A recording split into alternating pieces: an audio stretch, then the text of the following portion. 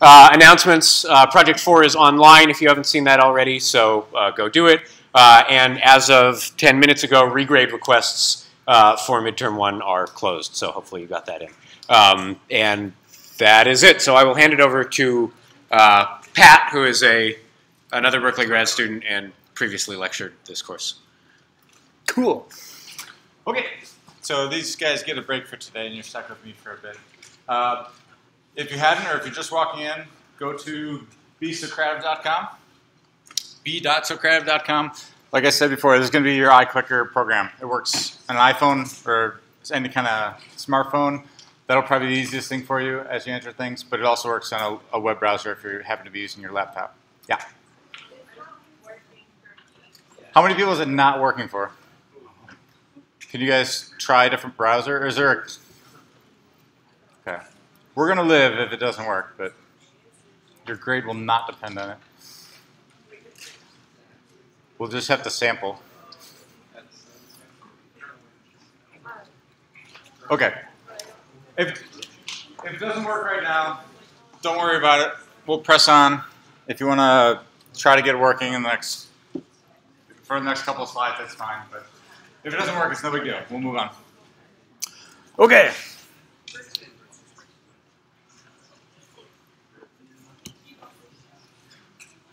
We'll get to what we're doing today and who I am, but first we got to do AI in the news. The ever-important brewery industry has been taken over by AI. So I don't know if you guys have been up on this, but apparently there's a brewery out there called Intellect X that is taking some sort of user feedback, some sort of Facebook surveys, and supposedly they're using reinforcement learning to brew their next batch. So I think they're in pretty high demand, but you might be able to get on some sort of waiting list. You know, or in 2 years when you guys actually turn 21.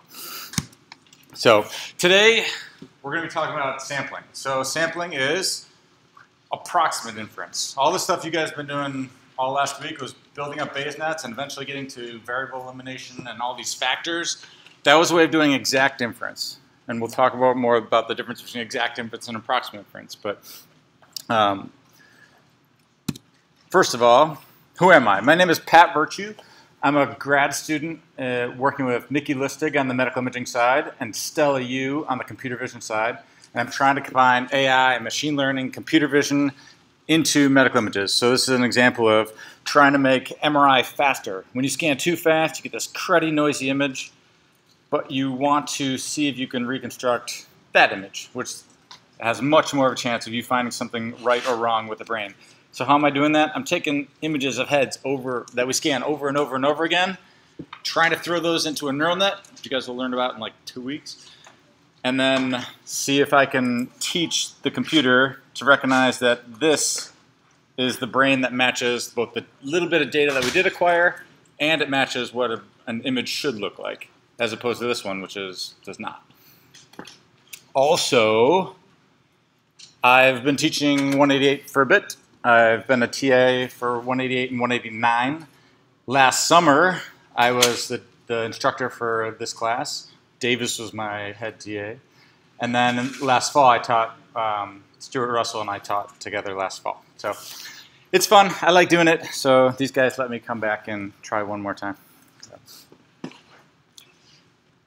Okay, so we're going to be doing a few things differently than the normal lecture. As much as I like to stand up here and entertain you as much as possible, it turns out that it really helps if you guys are doing some action instead of just me. So the process we're going to follow for several parts of the lecture, there will be normal lecture kind of bits thrown in there, but basically what we're going to do is I'm going to ask a question. You guys are going to answer it individually. If Be Socrative works for you, that's great. If not, no big deal. Maybe just write it down on a piece of paper. And then at times, we're going to, after that individual time, I'm going to have you guys turn to your neighbor and discuss with the people around you and try to convince each other of the right answer, especially if you differ on answers, and then we'll vote again. Okay, you can answer your questions again, and then we can discuss as a class and try to figure out what went right or wrong with various discussions. Okay? All right, so why are we doing that? I've been watching basketball, you know, as the Warriors went through the finals, the Golden State Warriors were playing basketball and they won the championship, and their key specialty is shooting three-point shots from far away, from about here to the back of the room. All right. I watched several of those games, but that whole time while I was sitting on my couch with my friends, I didn't get any better at shooting three-point shots. All right. So this is sitting in lecture sometimes can be like trying to do yoga by sitting on your couch and just watching a yoga video.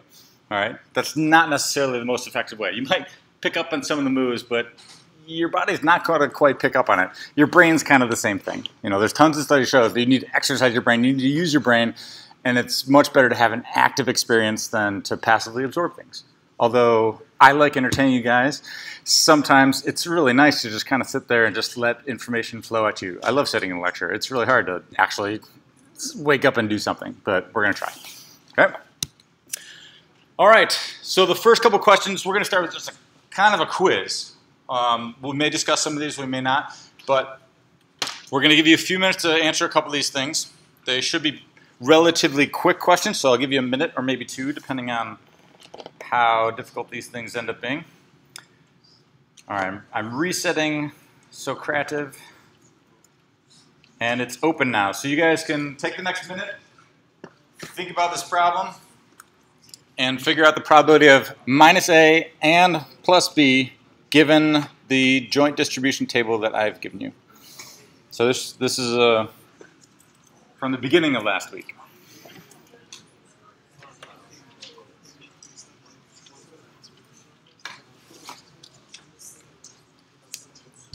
So we'll have time to talk. With the first pass of these things, I always do it individually.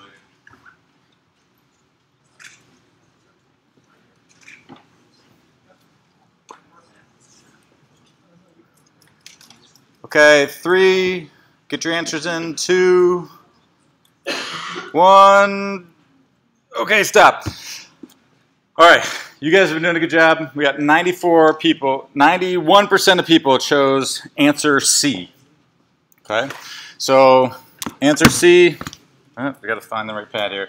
So what is minus A and plus B? We find the minus A and plus B sections on here. Both of those contribute to minus A and plus B, and we have to sum over these two entries. Okay? And that gives us 25 over 100. All right, moving right along.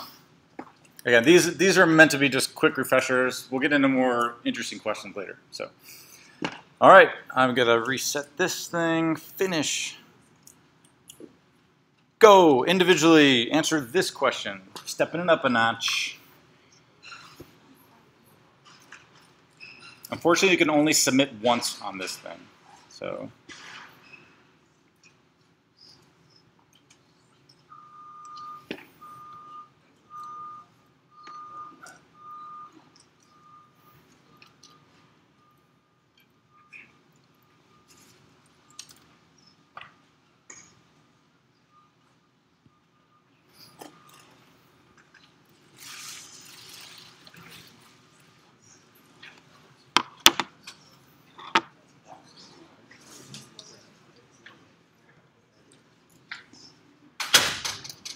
I'm kind of watching this to see how many people respond. It looks like almost everyone's in. 3 more seconds.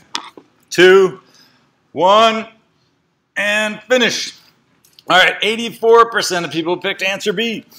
So I'm going over these beginning ones quick to move through them, but again, we'll have you guys talk more about them once we get to the more interesting ones. All right, B. So we're in a world where we have seen plus A and plus B, and no other combinations of A and B could have happened. So plus A and plus B, we don't care about any of this. This is our new world. Okay? So within this world, there's 1 out of 100 and 4 out of 100. Okay? So if we normalize that, you guys know, because most of you got this right. You've got 1 out of 100. Oops, sorry, we want 4 out of 100 for, undo. Yes, 1 out of 100 over 1 out of 100 plus 4 out of 100. Okay? All right, so that ends up being 1 over 5. Great. All right, Based on the number of people that got this right, do you guys have any questions? Is that pretty simple? Okay, good. All right. Now we're getting into somewhat of the topic of today's lecture. This is a list of samples from the real world, say. All right, so we've just observed 10 different days, so to speak, and over 10 different days we recorded what we saw. And we came up with this list, and the equivalent counts are in this table, just to make things a little bit easier. Let me reset the quiz.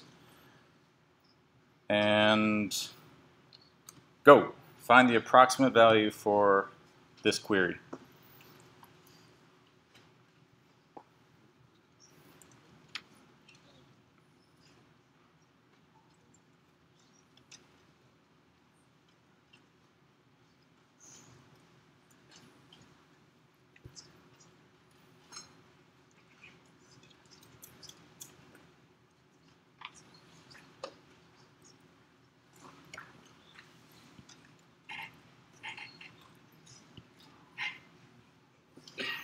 All right, 3, 2, 1. Okay, stop. Again, 95% of you are hitting answer C, and we've got counts that have minus A and plus B, minus A and plus B. We want to add all those up, which is 5, and there were 10 total, so we just did 5 over 10. Okay? All right, stepping it up another notch. This is mostly a test for Davis and Jacob, really. So. Are we passing? Yes, you guys are doing awesome.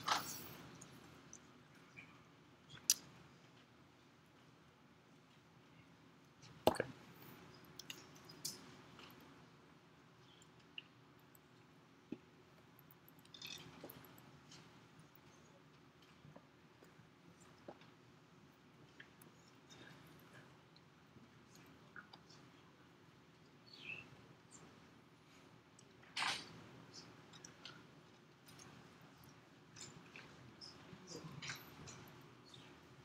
Okay, 3, 2, 1, get your vote in. Okay, we're at 90% for answer D. No one chose E, which is good. Usually we get a whole class full of smart Alex, and they're always picking answers that aren't on the board. But good to see you guys are good, well-adjusted individuals. Okay, so we are living in a world of minus A and plus B. Where is it? Minus A plus B. We don't really care about anything that happened here. So all we care about is this world. And very much like the joint distribution that we had before, just like 2 slides ago. What's the best way? Oh, here we go. Cool. All right, so very much like this. This had a joint distribution. We had a slide. These are the exact values based on our probabilistic model. Okay? We basically did the same exact thing, but instead of having a probability model, we just had counts. All right? So it's the same kind of thing. My main point here is that if you have a list of samples from the world, you guys can do the same kind of operations that you do on these joint probability tables, but just with these approximate values. We only sampled 10 things. These aren't going to be super accurate, but it's better than nothing, and potentially it's better than doing all those computations. Okay, now we get into Bayes nets. This is the last quiz question before we get into the newer material. Okay? Oh, got to reset the question. Finish. Start. Okay. You guys can rock this one. Go ahead. Go.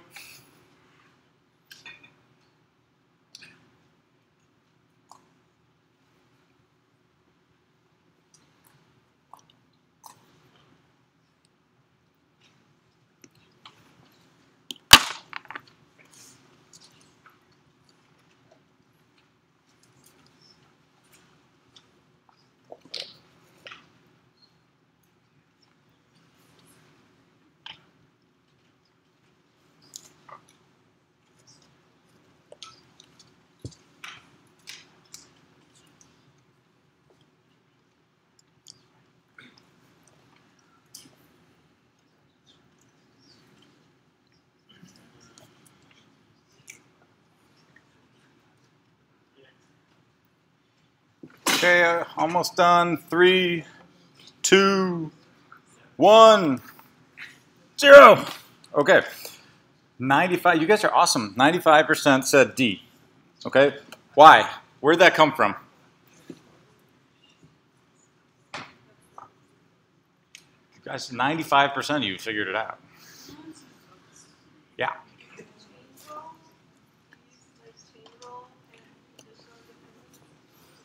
Chain rule and conditional independence. So if I have chain rule, I've got probability of A, B, C equals the probability of A, probability of B given A, the probability of C given A, B, and then you added conditional independence, right? So we can simplify that guy into just C given B. So for each node, we're sampling from that node given its parents. Okay, so we're pulling out positive A, positive B, positive C. So we get this half, and given A is positive, we got B is positive, and given B is positive, we find C is positive. We multiply those suckers together and get 1 over 100. Okay. Any questions? You guys are pros. You're ready to go. All right. We did all that stuff you guys know or were able to figure out pretty quickly. As we go through this lecture, all we're really doing is going back to some of these basic ideas. We're just doing it in an approximate way, like we did in the last 2 questions. Okay. So Bayes nets. All right. So here's the key. Finish that. Put this down for a minute. All right. I love the joint distribution. All right. I can't say enough about the joint distribution because if you understand how to get to the joint distribution and you understand how to go from the joint distribution to answer any query, you can do all sorts of things. And then you can start taking shortcuts to get around it. But the joint distribution, P of A, B, C, D, E, is the thing that we construct, and then we do all the summing out of variables we don't want and normalizing to get conditionals. Based on those quizzes, you guys had tables of joint distribution. You knew how to get rid of rows you didn't need or to find the rows you were interested in and sum across them. Okay, you guys knew how to normalize. So if the variable elimination and factors, if all that's really overwhelming, go back to the stuff we just did. You guys know how to do this. All the variable elimination stuff and the crazy notation, that's just putting into math some of the math and algorithms ways to do this. Okay. So what do Bayes nets give us? Just like we saw a second ago, we can take shortcuts based on conditional independence, so we have much smaller factors. But what we're doing with these factors, we've got a lot of factors, they're all being multiplied together, but when we have them all multiplied together, we're producing the joint distribution. Okay? So we're creating an equation for the joint distribution, then we can do all sorts of other stuff on it. Okay? The problem is, these things can get pretty big. Okay? So where are we? We've got the joint distribution. All right. Like I said, you can go from here to answer any query you want. Okay. A given B, B given C and D, all sorts of stuff. All right. What you guys learned with Bayes nets is to go from conditional distribution tables and multiply those together to get a joint distribution table. And if you get there, you can get a query. Okay. Well, what you've been doing the last couple of days is all this variable elimination stuff to see if we can sidestep creating that query. All right. So now we're going to talk about samples. Actually, let me get rid of that S. Okay. So we just saw in quiz questions 3 and 4, I think, that if we have a list of samples that are based on our joint distribution, we can answer queries. So those samples came from simulating the joint distribution table. And those samples could have come from the real world. All right. So we've got this picture of how we can use samples to do approximate inference. All right. The one thing we're going to do today is add in this line. Okay. So you guys have been doing exact inference up here. We're going to do approximate inference going this direction. Okay. All right. So exact inference. I think this is one of the last slides that Jacob showed you, or something similar, on Thursday. All right. So exact inference. You talk about all this variable ordering and variable elimination, all these tricks. But what it comes down to is that in the worst case, and lots of worst cases, there's no good ordering, and we still end up having to create some huge factor while we're multiplying all these factors together. Sometimes it's almost as big as the joint distribution. All right, so this is an example where you just really can't clip off any of these nodes pretty easily. Anytime you do that, it's going to create a bigger and bigger factor, and it's a problem. All right, so if you have huge factors, sometimes it takes a ton of computation to get there. Sometimes those don't even fit in memory on your computer, and that's not fun. Okay. Another example, let's say you show up to office hours, and Satarja died for Davis's office hours, and he's not there. Okay? So, yeah, come back. Hit play? Yeah. Okay. So, nope. I go back to Davis office hours.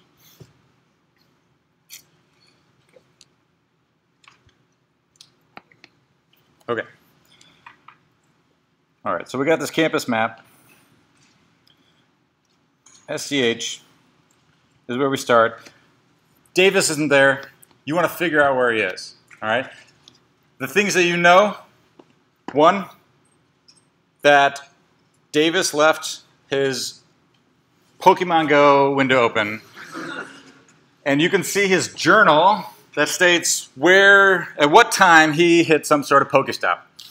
Okay. So a Pokestop, for those of you who haven't been addicted to this already, are little things across campus where you can gather all sorts of treats and stuff in this crazy Pokemon Go game. All right. So at various different time points, you can see when Davis hits one of these things, and you assume any other time point he didn't. Okay. The other thing that you know is that Davis, in general, would, if he's going downhill, he's going to be running. So he'll go faster when he's downhill. When he's going uphill, it's going to be slow. He's going to be trudging uphill. In addition to that, you know that he'd much prefer to go downhill. Okay? And maybe you even know that he really likes Cinnabon.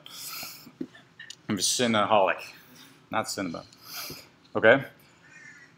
With approximate inference, Berkeley is a huge campus. And if you want to pinpoint where he is, if you have a huge grid of, say, you want to down to the nearest meter squared. If campus is 1,000 meters by 1,000 meters, now you've got a huge grid of 1,000 meters, and you want to know the probability that Davis's location is, 200, 300. Okay. If you want to know the complete distribution, or you want to find out where the most likely area that Davis is in, you'd have to compute all these values for this whole grid, taking into account all the Pokestops and Davis's movement. You've got 1,000 by 1,000 different values that Davis's location at time 1 could take on, and 1,000 by 1,000 locations that Davis's position at time 2 could take on. That gets pretty big pretty quick. On the other hand, if you just dropped a sample here and randomly simulated based on whether Davis likes to go uphill or downhill, and you just simulated him going up and down at different points in time. Okay. And then you can grab another particle and do the same thing. You can see that maybe those particles are doing the same kind of thing because Davis does like to go down here. Okay. So after 10, 15, 100 particles, you might get a cluster of those things roughly in the same area, and you'll have some outliers. Okay. But after just sampling, without doing these 1,000 by 1,000 to 1,000 by 1,000 transitions, you guys can approximate where Davis is. Okay. All right. Any questions on why we might be doing sampling? We do it because it's faster. It's not always faster, but when it is faster, we can do it. But what's the trade-off? It could be completely wrong. Hopefully it's not completely wrong, but it could certainly be completely inaccurate. So if you don't have enough particles, enough samples, it's just not going to work very well. Okay, so how do we sample? All right, we've got this distribution here. And you've got your computer, and you need to take 10 samples. Let's just say one sample. You need one sample of this. We need the color C, and we want it to be red, green, or blue. How can you guys use your computer, use the Python random module to pick one of these?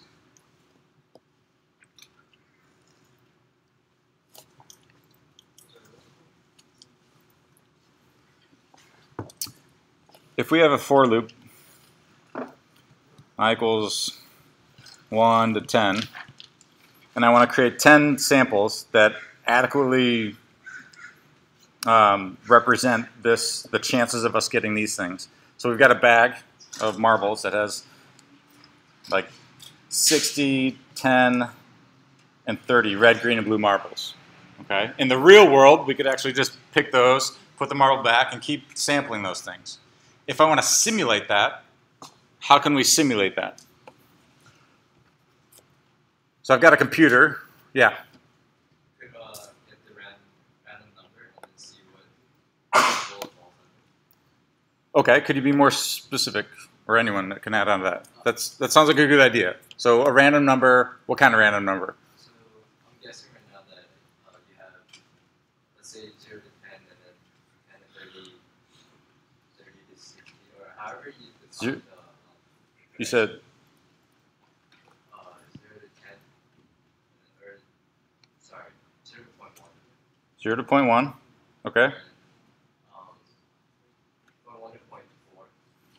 0.1 to 0.4. Okay. And then 0.4 to 1. And then, like, those are your like categories and ranges for green, blue, red, respectively. And then we just sample. Or you would just keep running your for loop until however many you want. Yeah. So that's the idea. We're going to draw a random number between 0 and 1. And then we're going to carve up this region and plot those sections, just like we saw, on that very small number line. And then based on where that random number falls, we're going to put it into the appropriate section. If we roll a 0.25, that's going to fall in this range, and we're going to pick red. Okay? Peter Beal has a pretty good video that's like 25 minutes long that does a lot of these sampling examples. And I'm pretty sure you're going to have to do these in discussion or whatnot at some point in the next week or two. Okay? So you guys can have plenty of practice on that. And what that also gets into is, next, how to sample from a conditional distribution. Okay? So how do we sample from a Bayes net?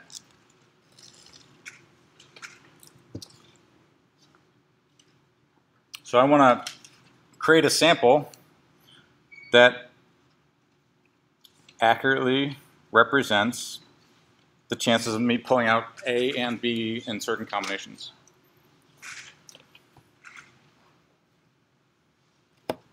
Yep.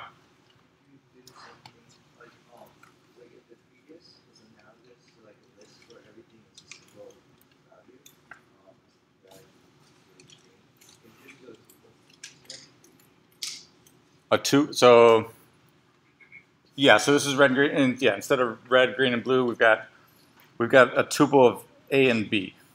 Okay. Yeah, we need to figure out a value for A, and we need to figure out a value for B. So there's a good chance there's going to be 2 of these 0 to 1 ranges. Okay, so let me use black here. 0 to 1 and 0 to 1. So we're going to draw 2 random numbers. We're heading in the right direction. How are we going to use these random numbers?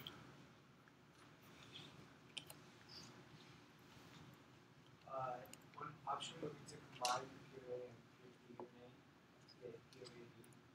Yep. And just look at the A column for A 0 to 1, and the B column for B 0 to 1. Yeah, so we can create the joint distribution. We can always go back and create the joint distribution. We can multiply these together and get a table that looks a lot like this, but is that actually equals P of A and B. Okay, and that's going to have a whole bunch of samples, and we could sample from that joint distribution. Peter Beal's got some examples on how to do that. If we want to use the base net, and creating the joint here is no big deal. It's pretty small. But if we want to sample directly from the base net, what we can do is we know how to sample this. We just basically flip a coin, or we can use this number line and get a sample for A. And then once we have a sample for A, let's say it's negative A, now we're just dealing with this world, and we can use whatever these probabilities are to get a sample for B. Okay. I'm not going to dwell on this too much because Peter's got a good example. You guys can walk through this. It's okay. So what we are going to work on though is different ways we can sample from these base nets. All right. So we just talked about the mechanics of sampling, but there's different algorithms and different ways you would want to sample. And what we're going to focus on today is when we create a bunch of samples, what numbers are we approximating? We've got a whole bunch of samples. How do we connect those samples and anything we compute with counting back to probabilities? Okay, so we're going to talk about prior sampling a ton, rejection sampling a little bit, likelihood weighted sampling a ton, and we probably won't have a whole lot of time to go through Gibbs sampling. Okay. So I remember going through this the first probably couple times as I was learning it, and it really got overwhelming because there's so many different terms and so many different techniques all thrown in the same lecture. Okay. The ones we're going to focus on is prior sampling and likelihood weighted sampling. Okay.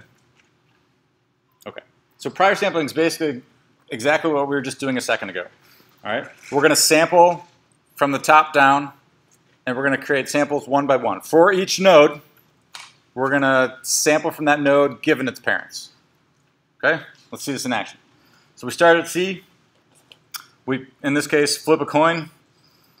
And green in all these examples is positive. Red's going to be negative. So this came out positive, let's say. And then we move to our next node. C is positive. So we're going to choose the positive half of this table. And we're going to sample from just that half. Okay? It happens to be red, which is negative S, which isn't surprising because there's a 90% chance that it would be red. And then we keep stepping along. All right? We have this one. C is positive. This thing doesn't depend on S, so we don't actually care what this is. So we could have done either of these, second or third. Okay? We sample from that. It happens to be R. And then finally, we've got wet grass we want to figure out the A value for. So we know we have negative S and positive R. All we're doing is sampling between those guys, and we end up with something called wet grass. So this is the sample we drew. We can repeat this process and get another one, and we can do that 10 times, 1,000 times, however many times we want. Okay? So this is called prior sampling. Before I knew really anything about probability and all these crazy terms, prior sampling in my head was, well, you're just sampling a node, given all the things that are prior, like all the nodes that are prior to you, all the ones that are above you. So that definition, not so much a definition, but that thought, or mnemonic is a way of thinking about this. I'm sampling everything above me first, and then calculating the things below as I go down. But what prior means is you're sampling, assuming you prior to having observed any evidence. So prior sampling is sampling things, assuming you haven't seen any evidence. Okay, so there's nothing saying that we saw that it was raining or we didn't see it was raining. We're not assuming anything. So that's prior to any knowledge of God. Okay. All right, and here's the algorithm. For each node, sample X with the probability of X given its parents. That's the thing we were just walking through. Okay, so here are our questions. We're getting back into it. Hopefully my phone is still low. So get out your virtual clicker thingamabobs. I'm going to start a new question. We're going to walk through this individually. Give you 2 minutes. And see how far you guys get. So prior sampling. What does the value n plus a minus b plus c? So when I say n, I mean number of counts, the number of times we see this sample. Okay? And this n, in this case, is 10. All right, the total number of samples we saw. Okay? All right, go for it.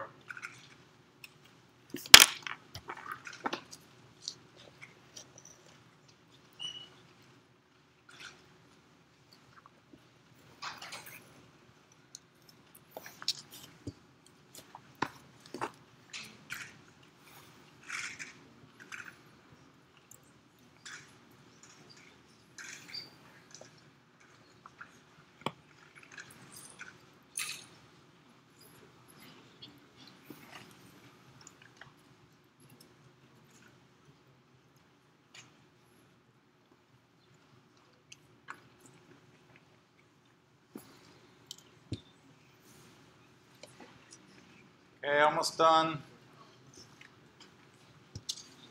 3, 2, 1. Finish. Okay, so the distribution is pretty high, pointing at A. All right. Why? Anyone have some thoughts? I mean,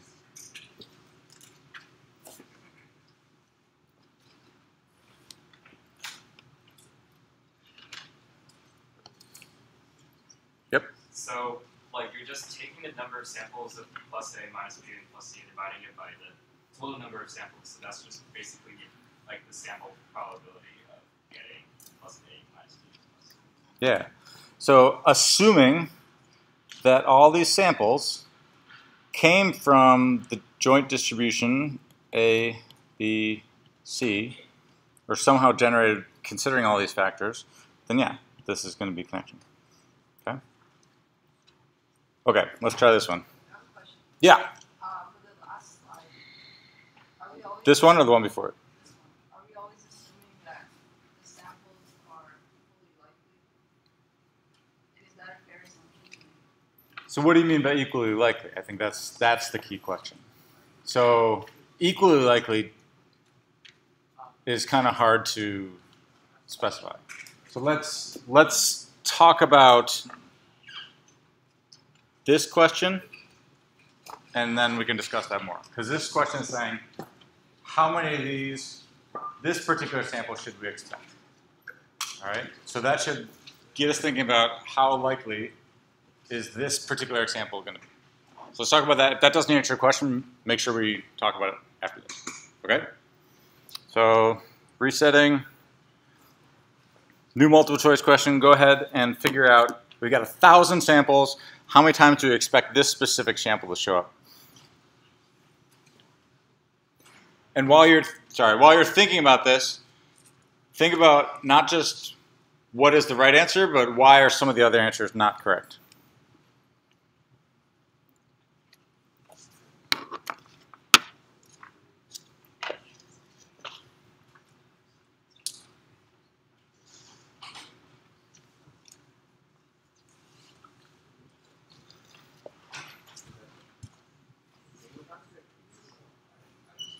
In a minute, let's finish the individual one.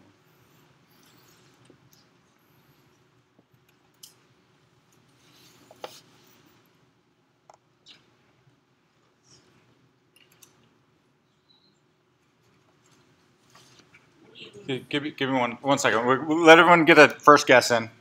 It doesn't have to be perfect.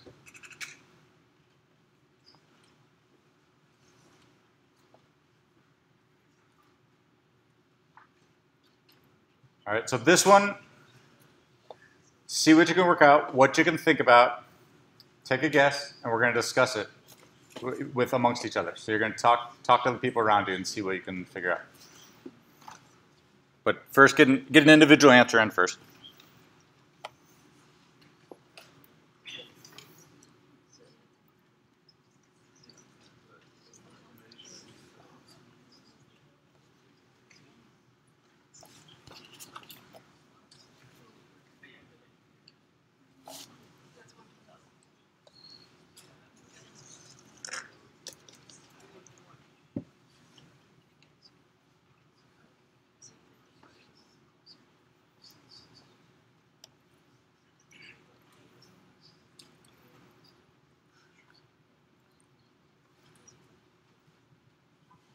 Okay, just another couple seconds.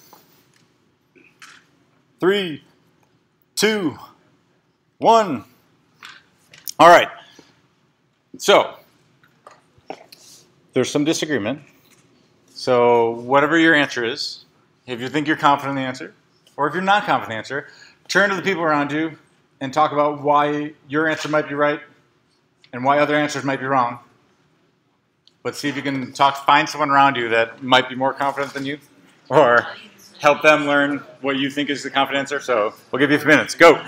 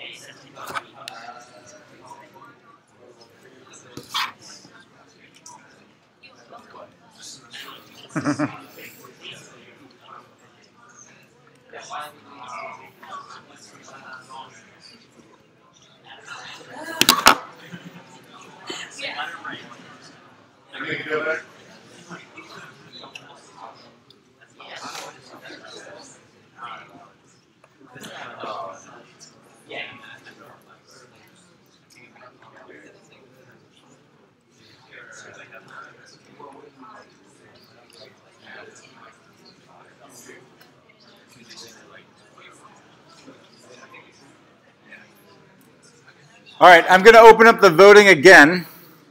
You guys can answer this based on your discussions and whatever you learned about what might not be right about this slide. Go ahead and finish. Oh, sorry, I just reset it again if you answered it before. All right, go ahead and re-vote. And if you vote for other, I'm going to want a number to go with that. So.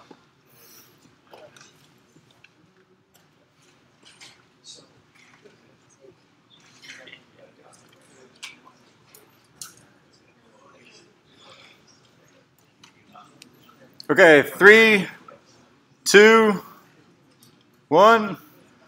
Okay, so clearly people are pointing at other. What did you learn as you were talking to other? Did you find a number that's correct, and how did you guys come about figuring out what that number is? And my apologies for not putting the right one as a choice. That happens. Yeah.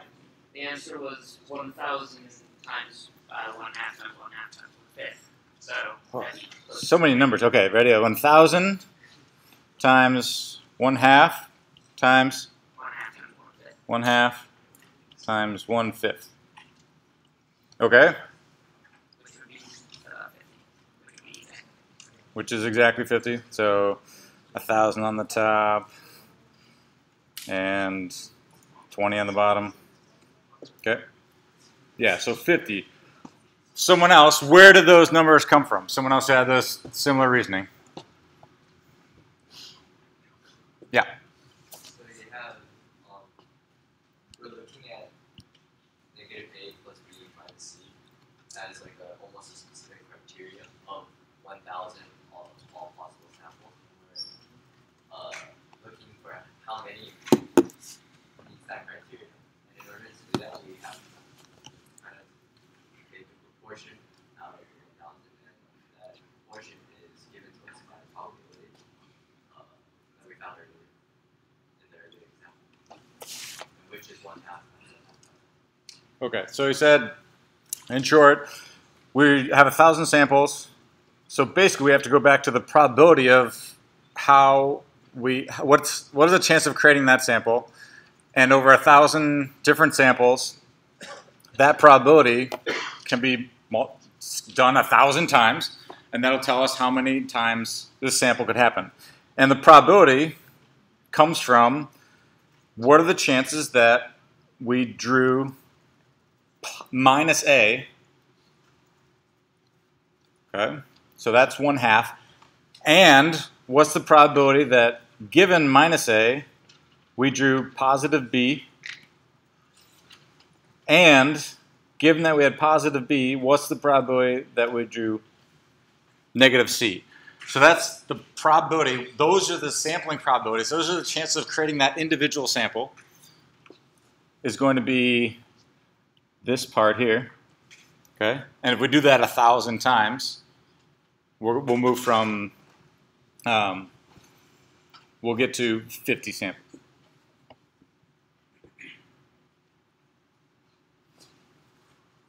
Any questions? What does this number equal?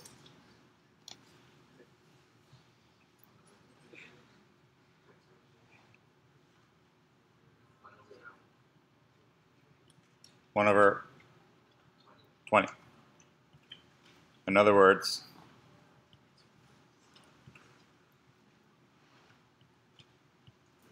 okay. So our chances of drawing that sample is 5 out of 100. We do 1,000 times, we're going to get 50.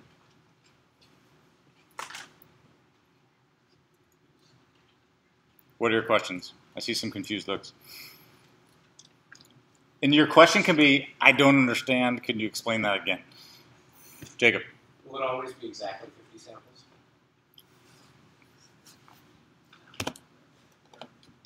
No, and that's why the word expect is in here. Expected max, this is just what we expect it to be. It's approximate, so it may be 40, it may be 59. Okay. Okay, so my point is, when you create a sample, while you're sampling, you're actually using the probabilities from these tables, and you're multiplying them together. You're taking actual chances to create the sample. And then you do it again and again and again and again. And if n gets large enough, this will converge to the correct exact inference of that joint distribution. Okay, so this is an algorithm that looks a whole lot like the prior sampling algorithm, but it's creating the likelihood of that sample. What is the probability of that sample? What's the likelihood of that piece of data that we have just observed? What's the likelihood of that happening? And this is exactly the question we have. So what's the probability of that happening? Another word, we could say, what's the likelihood of that piece of data that we saw? And it's exactly like the prior sampling algorithm. For each node in our base net, we start out with some factor W, and we keep multiplying W times the probability of the node given its parents. Yeah. So, compared to the previous sampling method that we used, it seems like now we're adding, now we're given probability and we can utilize it to find samples. So in this example, we're given the conditional probabilities. And we are using those conditional probabilities to figure out how likely this sample had. So in this case, in this particular question, someone gave us a sample. They could have sampled it from these distributions. They could have sampled it from the joint. They could have measured it in the real world. In this case, we just have a sample, and we want to use these distributions to figure out how likely it is if someone gives 1,000 of these things, how many are going to have. Okay. All right, so we'll see a slide that compares these algorithms all on the same page.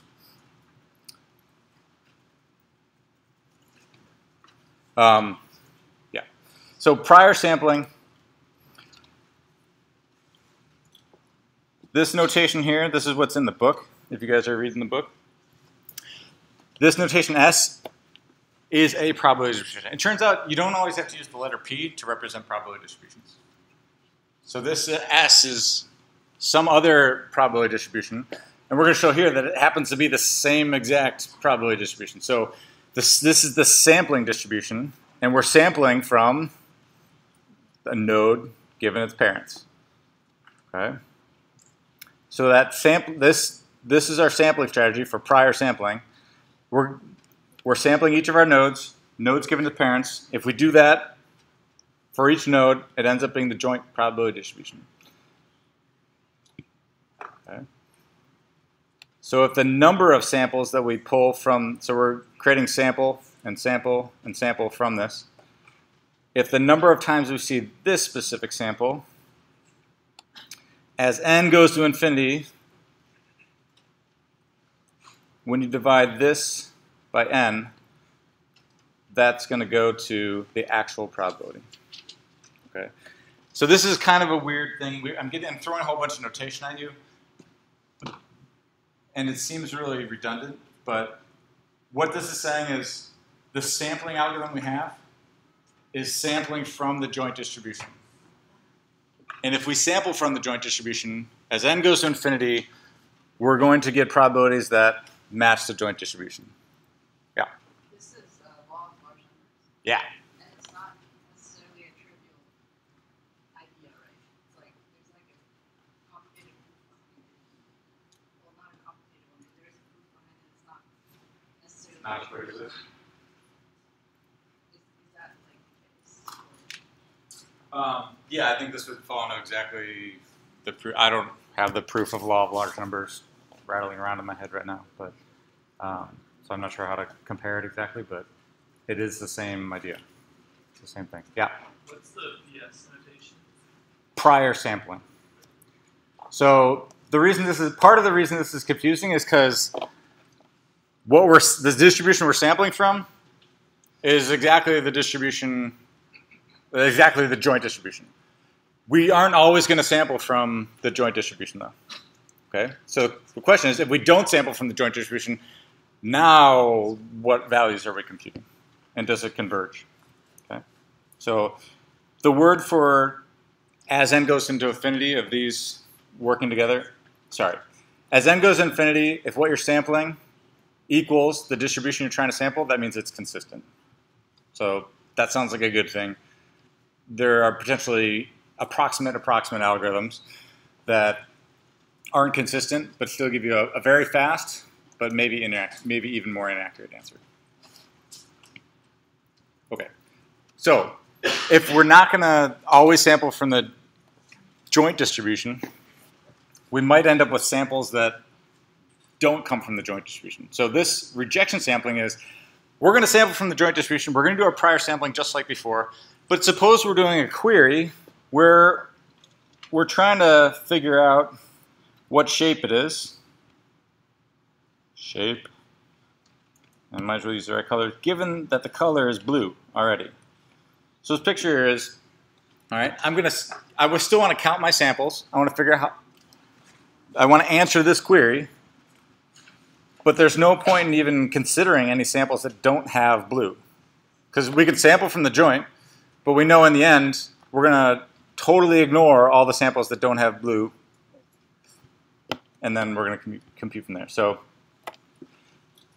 this is a quick example of that. So instead of shapes and colors, this is back to our sprinkler example: cloudy, sprinkler, rain, and wet grass. So the way rejection sampling works is I'm going to sample the same way as we did before, top down, node given its parents. I'm going to create a bunch of samples, and then if I know it's plus S, I'm going to cross out anything that didn't, that had, this has minus S, this has minus S. I'm going to throw those samples away. Okay? And now, from my new world, I can count and figure out how many times positive C occurred versus negative C. Okay? So what's good, what's bad about rejection sampling?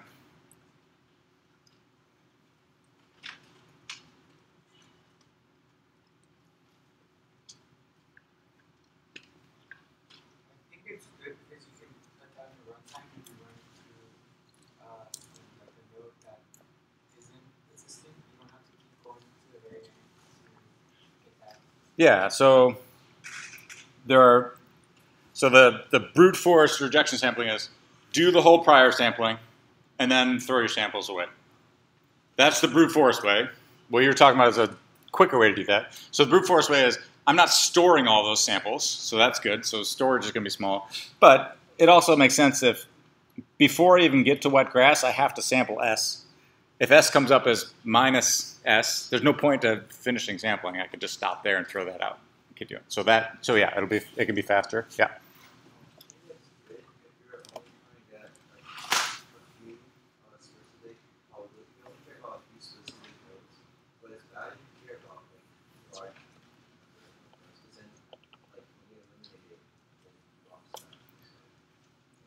Yeah, so you're saying it's good if you only can consider certain nodes, but if you care about everything, then you've lost that. So we've thrown out all the samples that have to do with negative S. So we've got a probability distribution table, a joint distribution table, that's got all the different combinations of these things. And basically what we just did is, if we threw out all the negative S's, we threw out half that table. We just won't have that information. We won't have samples from that information. So it can be faster, but we can only answer queries that have to do with plus S. Okay, so here's the algorithm. Again, this is the brute force one.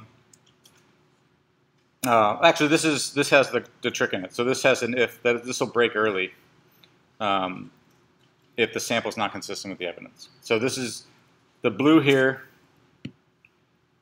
Everything's the same. It's just that we have this reject clause in here that rejects the sample. So we get samples from this, and we only get samples that match our blue shape, if that's what we're looking at. Okay, so the question is, remember, it's following these algorithms is one thing, and you guys are going to do these exercises and create samples and calculate numbers, but it's really important to figure out, answer questions like this. When we get a number of samples, they're all going to be plus S, or they're all going to be blue. When you have those counts, all right, what queries can you answer if you have evidence plus C when you do rejection sampling? Okay, so I'm going to restart the quiz. We'll give you 1 minute. This is a short one. There's no calculations to do. Okay, go ahead.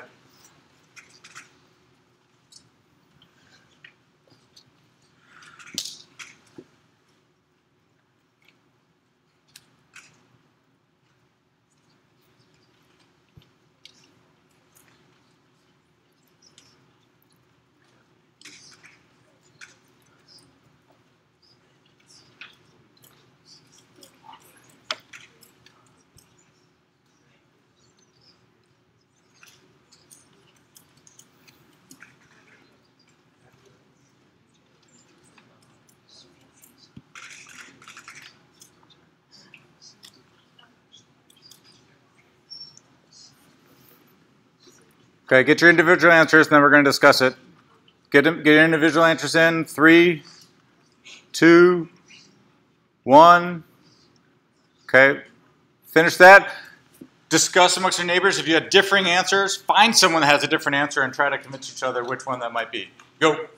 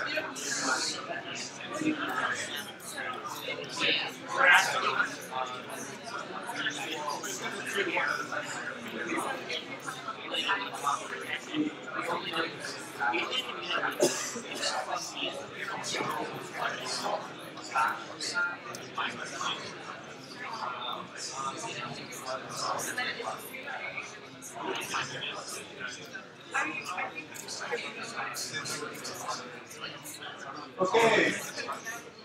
Based on your group discussion, you can vote again. All right, see if your answer changed. If you learned a little bit in that discussion, you can change your vote. You guys can vote again based on your new understanding.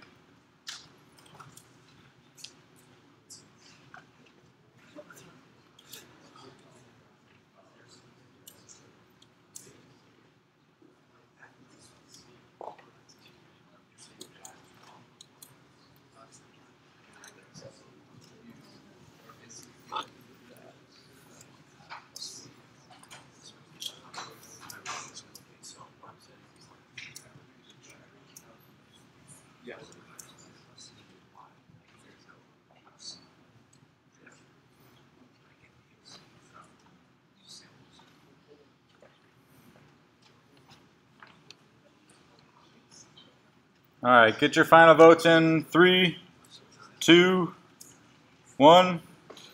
Okay, so the tallies for the group discussion are A is 2%, B is 43%, 44%, C is 44%, and D is 10%. So it's a dead heat. Now, you guys have to convince me of what the right answer is. So what'd you learn in your group? What'd you guys discuss? Why might one be B? And if you think it's B, why would it not be C? Yeah, questions are okay. Because this could be, it could be all my fault. I'd be screwing you guys up. Yeah.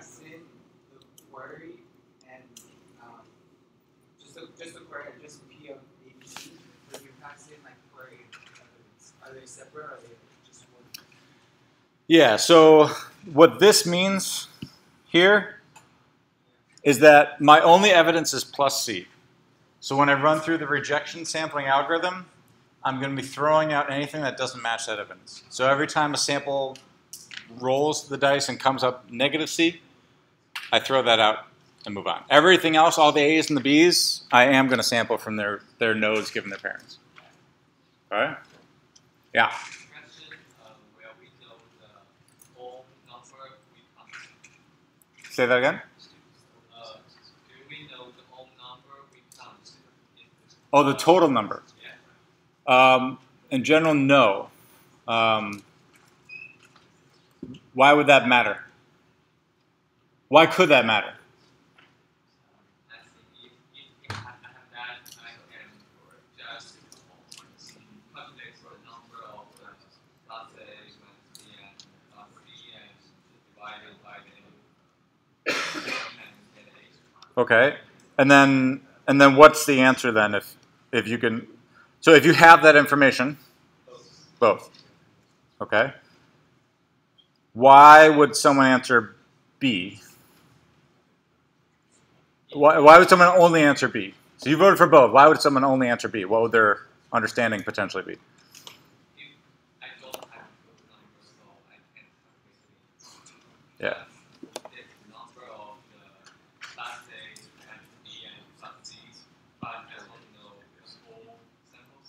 Right. So, okay, so let's see. We threw away all the negative examples and we kept the ones I'm pointing to. Okay. If we never had any information for these,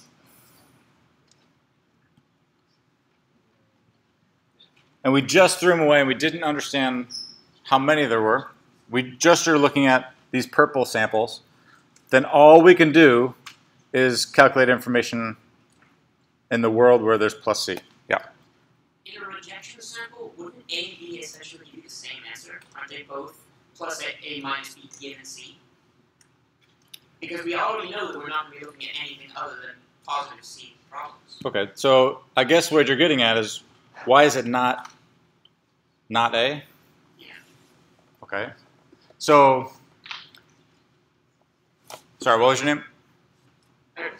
Say, Horace. Horace? So what Horace is saying is we only have information about these 4 entries. Okay? So if we had a joint distribution where we had the numbers to go with those, all right, and we didn't have any numbers to go with the rest of these things, if we had a joint distribution, we could answer questions about plus C. But the numbers that we have, if we normalize by, let's say, let me just throw out some numbers here. So this is 4, 3, 2, 1. Okay? So that's going to add up to 10. So we had 10 samples and it was 4, 3, 2, 1. Okay? If I had no idea how many other samples that were rejected, there could be 90, there could be 2, there could be 100. If we didn't keep track of them, how do we normalize to get, so we can, if we want to figure out B, how do we figure out B? If so it's plus A minus B. Positive A minus B and plus C. Okay, so how do we, what is this specific probability given these green numbers? 3 out of 10. 3 out of 10, thank you. 3 out of 10. Okay, so this is the number for B. All right, does that make sense? Because this. Sorry, that wasn't what I was asking. What I'm saying is there? So I'm giving the answer to B, but I'm sorry, and I'm getting to A. So if we want to compute A, which is your question, if we don't have any of those pink numbers, can we compute this A distribution? Is that where your question is getting? We couldn't. It would be. Wouldn't it just be the same as B because they wouldn't have any essential differences if you're not calculating out a whole number for A? For the capital Out of the choice A? number, including all non-C answers. So the answer is 3/10 is what you're saying? Yeah. Wouldn't they be the same? Okay.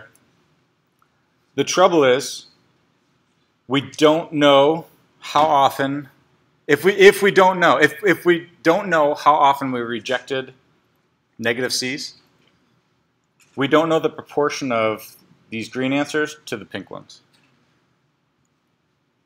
So we got 10, after rejection sampling, we're left with 10 samples. Okay? Let's say that there were 90 samples that we rejected. So we'd had a total of n equals 10, as Horace, if we knew that we had 100 samples, and we only kept 10, we would have additional information about how many times we rejected minus C. Okay? So then this 4 that we have here would mean something. Oh, we don't want 4, we're doing 3, sorry, undo. This 3 that we're looking at, that would actually be 3 out of 100 if we knew we had 100 total samples. Does that make sense? Because we know what all these pink numbers add up to. They add up to 90. So if we have that information, we have the information about the full joint table, and the joint distribution is awesome if we have the information that corresponds to the joint distribution. But the only information we have is a world where plus C exists. Okay? So But yeah, if we have enough information that we can understand the rest of the joint distribution, then we can compute it. So in this case, B is an acceptable answer. C is fine, assuming that you knew how many samples you rejected. But if you didn't know how many samples you rejected, you don't have enough information to go back to this number. You don't know if it's 3 over 10 or 3 over 100. Okay? Yeah. Basically, I'm saying it's easy to understand that from the experimental formula of P, A, minus B, and Z equals to B times PC.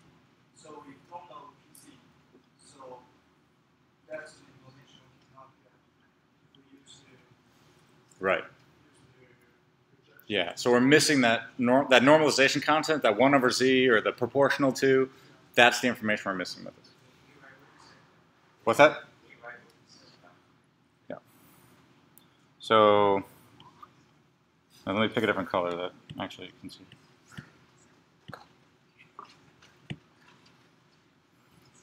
What he was saying was P, I'm just going to use capital letters,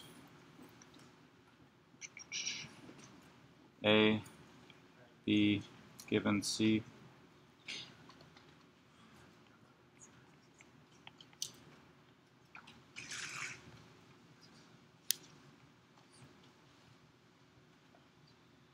Or another way to write this would be to put this on the other side. So if you have P of C, you can move from P of A and B given C, and you can figure this out. But we don't know what this is.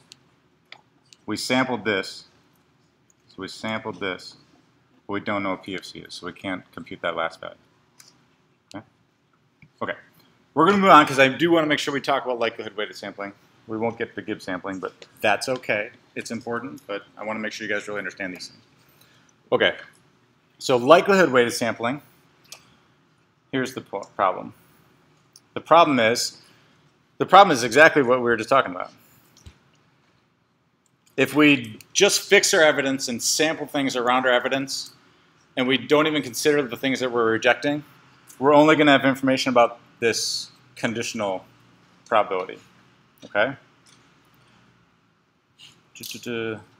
The other problem is, let's say I have this situation here. I'm going to sample shape given color. Okay? So let's say there's really, so we know this is going to be blue. Our query is going to be blue. All right? But let's say there really is no such thing as a blue sphere. It just doesn't exist. If you pick sphere, this robot hates coloring spheres blue. There's a 0 probability chance. The probability of sphere given blue happens to be 0. Okay? The other two shapes, it's happy to paint blue. Okay? And it's happy to paint spheres red and green.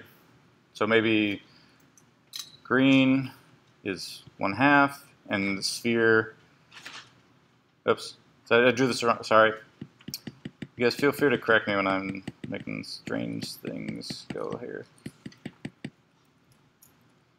Blue given shape, sphere. All right, so we have this table here. So node color given its parents. Okay, this equals 0. So what's going to happen? We're going to do all sorts of work, especially if we have a big. We're going to do all sorts of work to sample shape, and we know that it's going to be colored blue. Okay, but we're still, if we're going to go through the effort to generate a sphere, and when we do, that's going to be of weight 0. That's never going to happen. So if we have a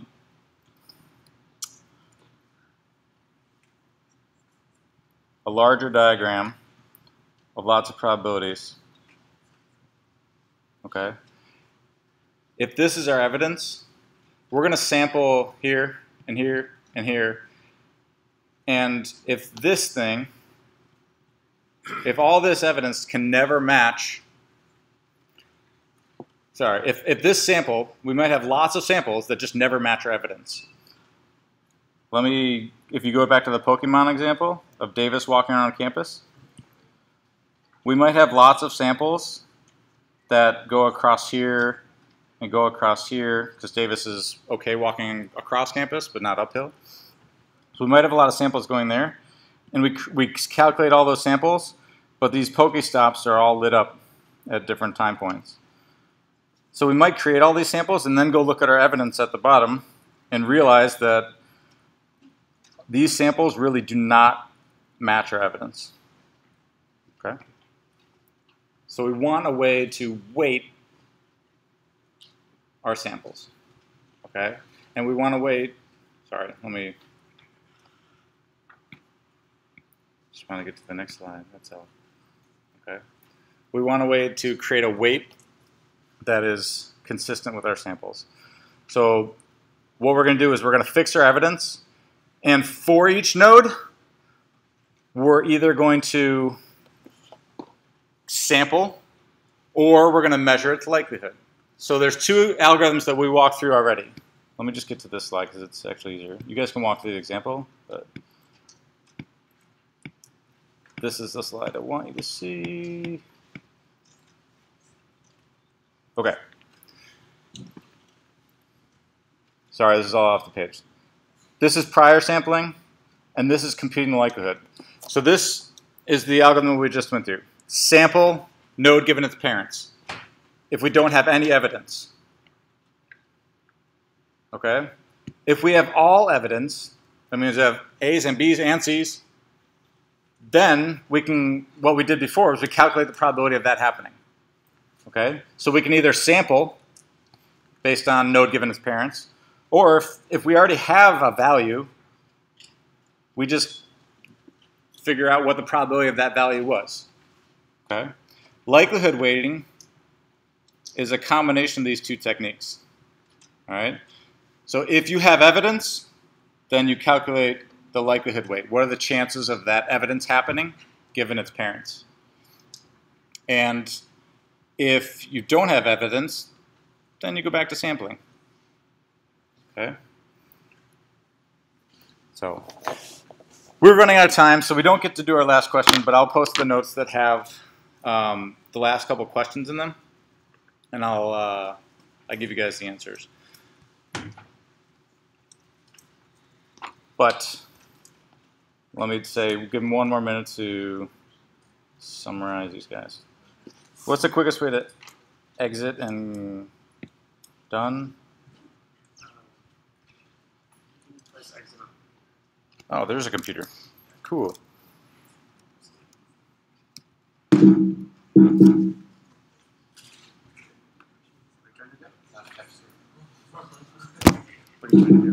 Okay, I'm just going to stop here. Okay, so as you look through algorithms and you're sampling, it's easy enough to follow these algorithms, but don't forget to understand what you're computing. All right, the point that I didn't really get to, because we ran short on time, was that when you're querying, when you're computing these values for likelihood weighted sampling, you are computing the joint of the values that you're sampling and the evidence, not the conditional. But if you have the joint, then you can compute the conditional, which is great. So, all right, thanks for dealing with the experimental lecture to make you guys answer a bunch of questions. And let me know if you guys have any questions. Okay?